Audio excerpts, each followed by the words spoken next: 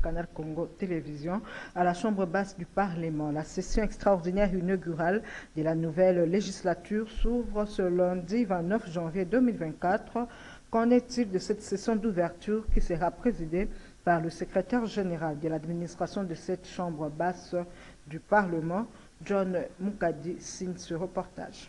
Conformément à la loi, l'Assemblée nationale s'est réunie de plein droit en session extraordinaire les 15e jour suivant la proclamation des résultats des législatives nationales par la Commission électorale nationale indépendante. Cette séance d'ouverture est présidée par le secrétaire général de l'administration de la Chambre basse du Parlement. En effet, au cours de cette séance plénière, le secrétaire général va annoncer à l'Assemblée plénière les noms des députés les plus âgés ou doyens d'âge et les noms des députés les moins âgés. Ils auront la charge de diriger les bureaux d'âge qui aura, entre autres missions, d'organiser les élections pour élire le bureau définitif de la Chambre basse du Parlement. Les prochains bureaux provisoires de l'Assemblée nationale pourraient être dirigés par l'actuel président Christophe Mbosso, réélu également député national. Ils seraient les plus vieux députés nationaux à la nouvelle Assemblée nationale. Notez qu'au moins 450 députés nationaux sont attendus à cette session inaugurale. Seuls 20 de 59 membres de l'équipe gouvernementale dirigée par le Premier ministre Sama Lukonde ne sont pas concernés par les mandats électifs. Le 122e Conseil des ministres, le premier tenu après l'investiture du chef de l'État, Félix-Antoine Tshisekedi à la tête du pays pour un nouveau mandat de 5 ans, a été centré sur plusieurs axes de la vie nationale. Il a été également évoqué la situation sécuritaire dans la partie est du pays où les FARDC combattent les rebelles du M23 qui ont fait des bombardements sur les habitations de la population civile. Suivez à ce sujet l'extrait du compte rendu du Conseil des ministres lu par Patrick Mouyaya, ministre de la Communication et Médias. Le vice-premier ministre, ministre de l'Intérieur, Sécurité et Affaires coutumières, a présenté au Conseil le rapport sur l'état et l'administration du territoire national. Au cours de la semaine qui s'achève, l'état d'esprit de la population est demeuré généralement calme sur l'ensemble du territoire national et a été marqué notamment par l'organisation impeccable de la cérémonie d'investiture du président de la République chef de l'État, par la présence significative et éloquente des chefs d'État africains à la prestation du serment du président de la République chef de l'État réélu pour un second mandat. Au chapitre du banditisme et de la criminalité dans la ville de Kinshasa, le vice-premier ministre a fait part au Conseil de l'ouverture ce vendredi 26 janvier 2024 des audiences publiques foraines en procédure de flagrance dans l'enceinte de son ministère. Cela fait suite des récentes opérations de nos forces de l'ordre qui ont réussi à mettre la main sur plusieurs centaines de délinquants qui terrorisent au quotidien nos paisibles compatriotes. La justice, tant militaire que civile, est à pied d'œuvre.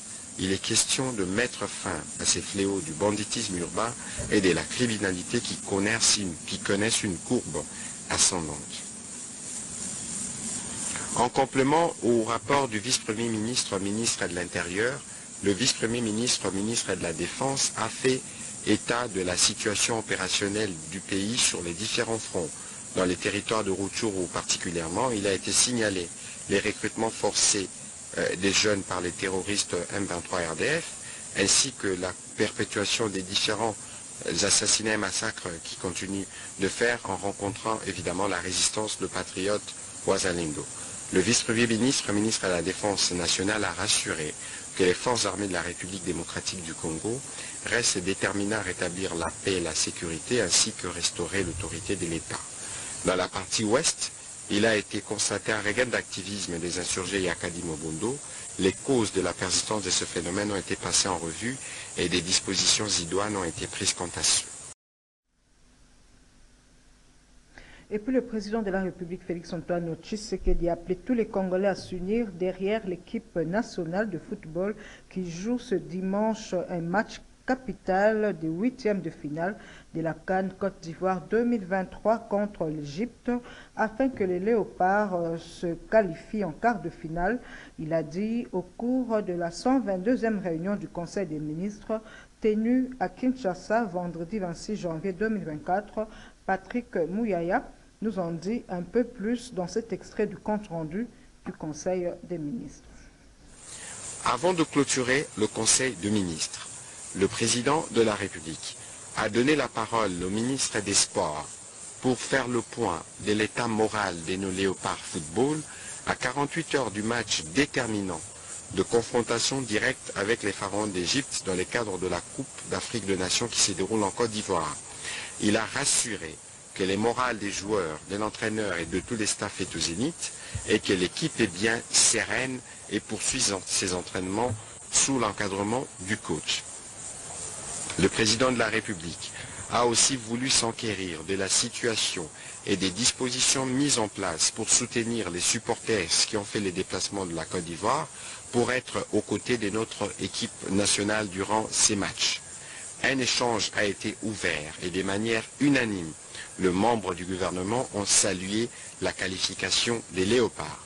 Le président de la République qui échange à chaque fin de match avec les coachs et tous les staffs a rassuré les membres du gouvernement que tout est fait pour que notre qualification puisse être assurée.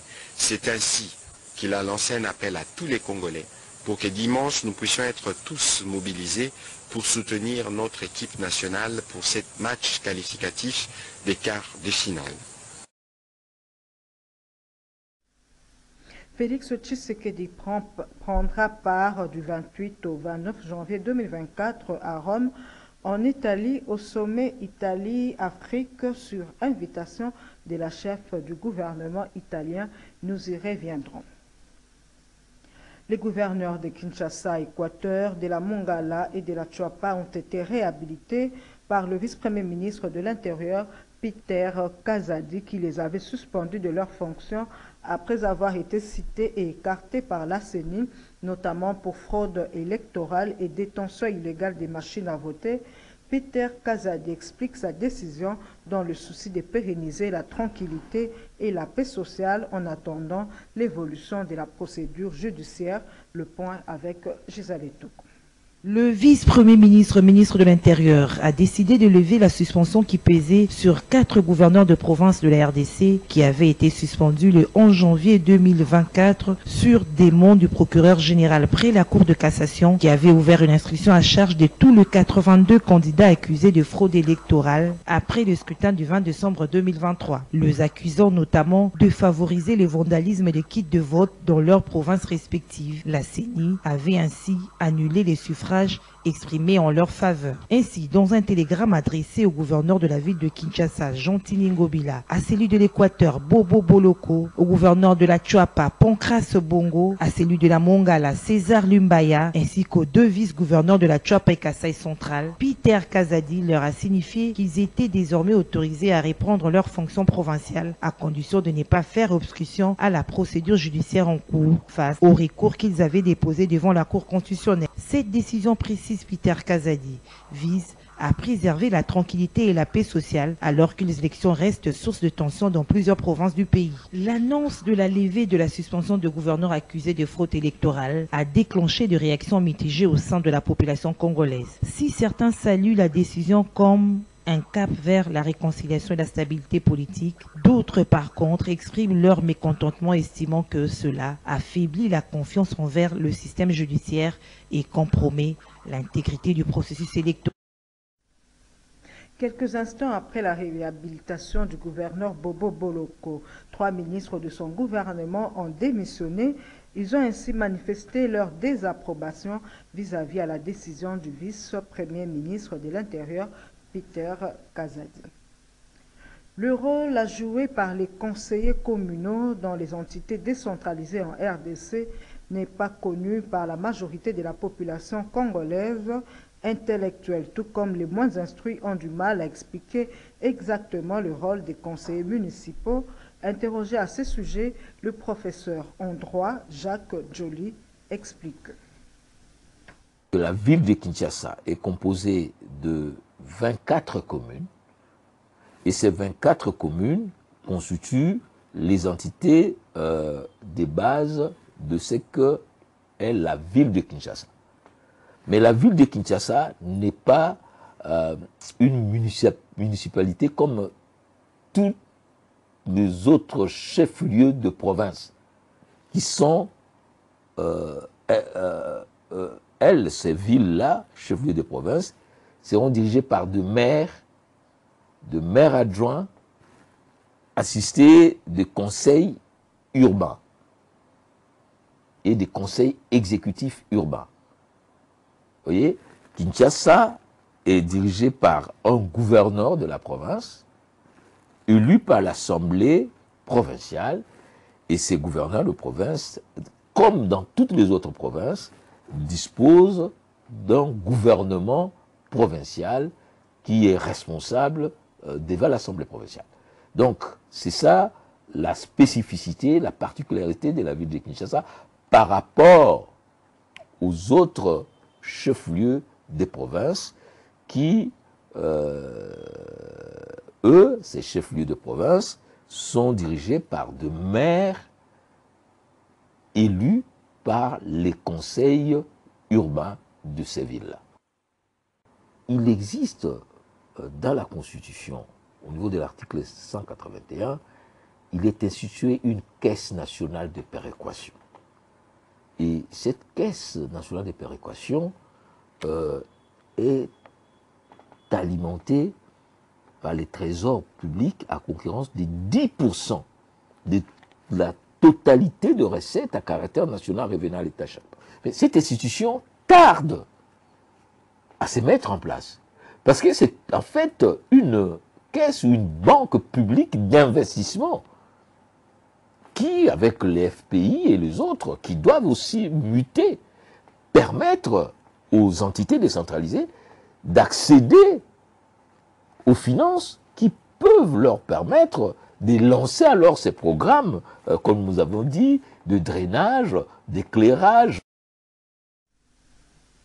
Et puis, sous le haut patronage du président national de l'Église du Christ au Congo, les jeunes protestants se sont retrouvés ce samedi au carrefour de jeunes dans la commune de Kalamou pour une double cérémonie d'échange des vœux et de la pose de la première pierre de construction d'un hôpital moderne. Et c'est maître Willy Masaka Chiteya, président national de la Fédération des jeunes protestants, qui a supervisé l'organisation de cette double cérémonie. Reportage d'Edi Mujinga. Comme au début de chaque année et sous le leadership de son président Maître Willy Masaka, la Fédération nationale des jeunes protestants a organisé une grande cérémonie d'échange de vœux ce samedi au carrefour des jeunes. Le président national de l'Église du Christ au Congo, Monseigneur André Gédéon Bokundoa, a rehaussé de sa présence cette cérémonie. On a également noté la présence du président du Milapro, Norbert Bassengesi, et des responsables de l'ECC, ainsi que de nombreux jeunes protestants. Dans son exhortation, le président des jeunes protestants a exhorté les jeunes à ne pas se décourager, car, a-t-il rappelé, Dieu peut tirer quelqu'un de la poussière et l'élever en dignité. Prenant la parole à son tour, le numéro 1 du Milapro, Norbert Bassengesi, a encouragé les jeunes protestants à s'investir, notamment dans l'agriculture, pour atteindre l'autosuffisance alimentaire et de lutter contre la pauvreté. Et c'est par les mots des circonstances du président national de l'ECC que s'est terminée la cérémonie d'échange de vœux proprement dite. Un autre moment fort de cette rencontre, c'est la pose par Monseigneur André Gédéon Bokundoa de la pose de la première pierre pour la construction d'un hôpital moderne dédié aux jeunes. Le chef de l'église protestante en RDC explique ici les bien-fondés de ces projets. Vecteur, Monseigneur Bakundo. Merci pour la question. Les sentiments qui m'animent actuellement, c'est les sentiments de joie. De joie parce que j'avais promis à la jeunesse de l'église Christ au Congo et surtout rendre agréable ces centres de jeunes en leur construisant un hôpital moderne. Et chose dite, je crois maintenant ça va être chose faite. C'est pourquoi je suis dans la joie. Et Matongé, c'est un quartier de jeunes. Et donc, avoir un hôpital ici dédié à la jeunesse, je crois que c'est une bonne chose. Inondation en République démocratique du Congo, des investigations préliminaires quant à cette problématique ont été menées par les chercheurs de l'Université de Kinshasa à travers son école de l'eau.